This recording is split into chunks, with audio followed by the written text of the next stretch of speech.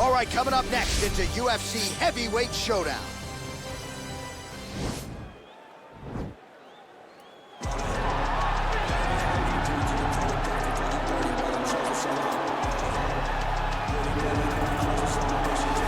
Well, pretty much every time out in the UFC, DC, this man has put on a striking clinic, and that is his methodology coming in here tonight. He'll try to keep the fight on. And that's why we tune in, right? That's why we tune in. We tune in to see guys that are dynamic. We tune in for the speed. We tune in for the knowledge of the striking game, the ability to set traps, the ability to find the jabs, the ability to find the right hand, the right kick, the left kick, the knees, the elbows.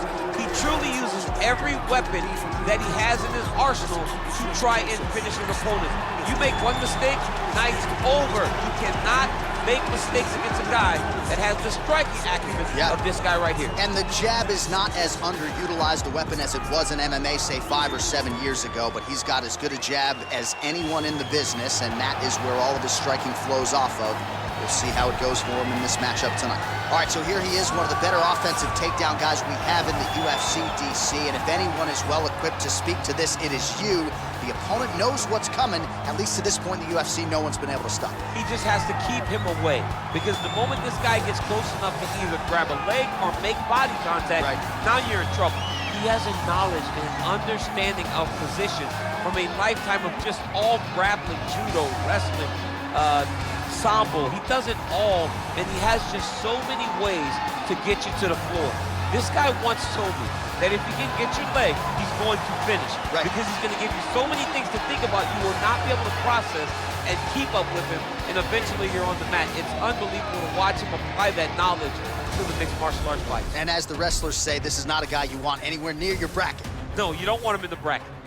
Our tale of the tape for this heavyweight fight. 2 years apart, these two fighters, with some differences in height, but big differences in reach. All right, now for the particulars, here's Bruce Buffer. Ladies and gentlemen, this is the main event of the evening. And when the action begins, our referee in charge of the Octagon, Dan Bergliata. And now, this is the moment UFC fans around the world have been waiting for. Live from the sold-out United Center in Chicago, Illinois. It's time! 5 rounds in the UFC heavyweight division. Introducing first, fighting out of the blue corner. This man is a kickboxer, holding a professional record of 24 wins, 9 losses, and 1 no contest. He stands 6 feet 3 inches tall, weighing in at 185 pounds. Fighting out of Fort Worth, Texas, Kevin the Trailblazer Holland. And now introducing his opponent, fighting out of the red corner. This man is a mixed martial artist, holding a professional record of 14 wins, 2 losses. He stands 5 feet 11 inches tall, weighing in at 170 pounds. Fighting out of Perth, Australia, Jack Della Maddalena!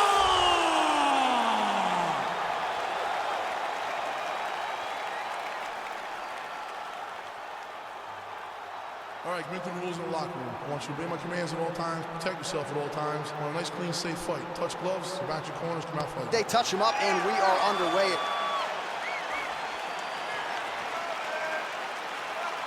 You ready? You ready?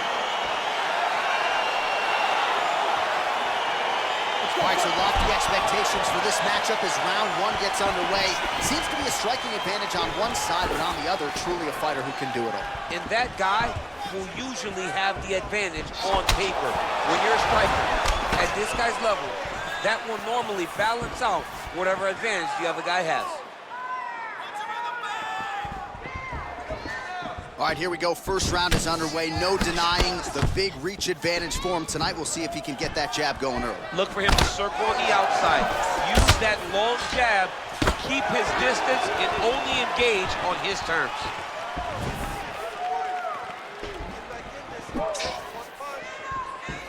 Just unable to quite find that range.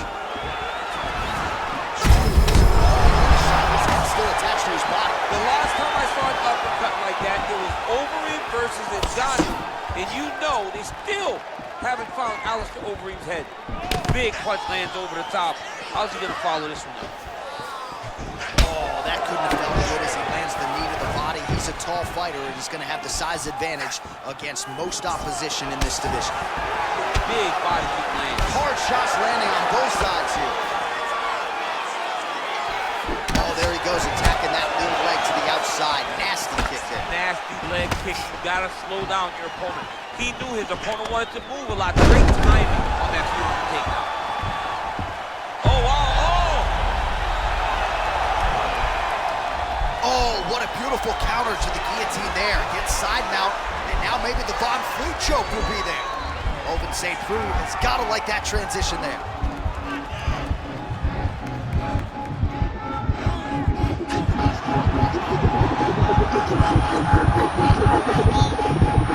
And that will do it.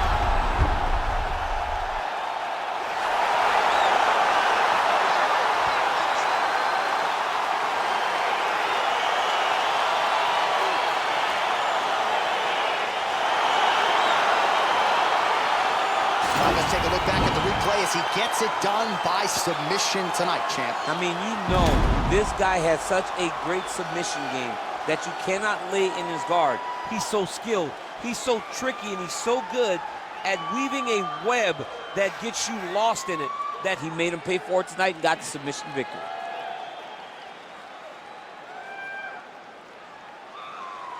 So a seminal moment for this fighter here tonight as he gets the win by submission. Huge victory in his career, and it'll be very interesting to see how they matchmake him moving forward. Ladies and gentlemen, referee Dan Mergliano has called a stop to this contest at 3 minutes, 7 seconds of the very first round. For the winner by submission, Della!